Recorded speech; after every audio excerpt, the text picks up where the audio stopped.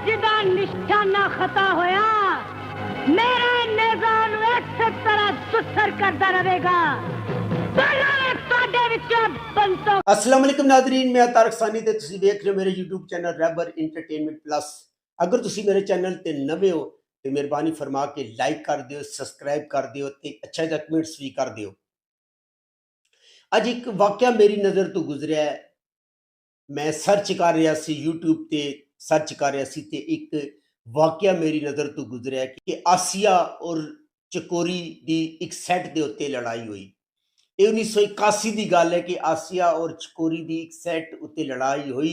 नासिरुद्दीन ने उस फिल्म का स्क्रिप्ट लिखिया सी और उन्होंने एक ऐसा जुमला लिख दिता है जिहड़ा कि आसिया ने चकोरी नूं कहना सी। जदों रिकॉर्डिंग शुरू हुई, आसिया ने चकोरी ने वो जुमला कहा तो चकोरी ने काफ़ी सारा बुरा मनाया, क्योंकि वो जुमला ऐसा सी कि आसिया ने चकोरी नूं कहना सी दूर दूर। तो तुहानूं पता है दूर दूर किस नूं कहंदे ने? तो लिखने वाला लिखता है कि नासिरुद्दीन ने यह जुमला लिखिया सी और डायरैक्टर ने इसनूं फिल्मबंद करना सी, लेकिन दोनों की आपस में लड़ाई हो गई, रिकॉर्डिंग बंद हो गई और 4 दिन तो बाद ये फिल्म दोबारा स्टार्ट हुई, क्योंकि सुल्तान रही और यूसुफ खान ने बीच बचाव करा के उन्होंने समझाया कि यह जिहड़ा जुमला है ये फिल्म की डिमांड है। अगर इस जुमले ने फिल्म चो कट किया गया तो सीक्वेंस जिहड़ा फिल्म का वो खराब हो जाएगा।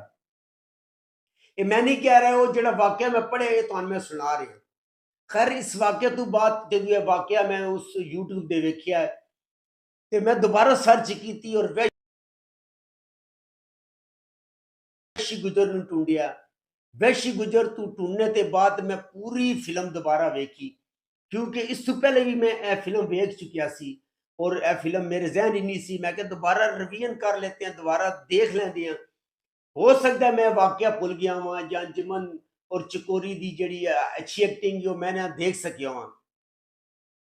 बहरहाल वैशी गुजर कड़ी मैं और सीन टू सीन फिल्म में वेखी, लेकिन मैनू बड़ा ही अफसोस होया कि पूरी फिल्म के दौरान आसिया और चकोरी एक दूसरे के आमने सामने नहीं आया। इस फिल्म के अंदर चकोरी के सिर्फ 2 मुजरे सी जिहड़े जिन्हें भी चकोरी ने परफॉर्म किया सी। बाकी पूरी फिल्म के अंदर आसिया और चकोरी सामने नहीं आई और ना इस फिल्म के किसी भी सीन में चकोरी का एक भी डायलॉग सी। देखने तो बाद मैनू महसूस है कि सिर्फ व्यूज़ लैण के चक्कर इस जिहड़ा चैनल ते जिस चैनल ते वीडियो सी कि आसिया ते चकोरी की आपस की लड़ाई हुई, रिकॉर्डिंग रोक दी गई तो मैंने पता चलिया कि ये वाकया झूठा है। सिर्फ व्यूज़ लैण के चक्कर उस बंदे ने यह वाकया अपने को कढ़िया ताकि लोगों को व्यूज़ लै सके।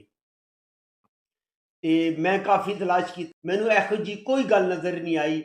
मैं चाहना तो वह लिंक शेयर कर सकता सा तुहाडे नाल ताकि तुसी जाके वीडियो वेखो, लेकिन तुसी वैशी गुजर जाके वेखो। वैशी गुजर के अंदर चकोरी और आसिया किसी भी सीन एक दूसरे के आमने सामने नहीं आए। नाज़रीन, अगर तुहानूं मेरी मालूमात अच्छी लगी हो मेरे चैनल को लाइक करो, सब्सक्राइब करो तो जबरदस्त कमेंट्स करके मेरी हौसला अफजाई करो।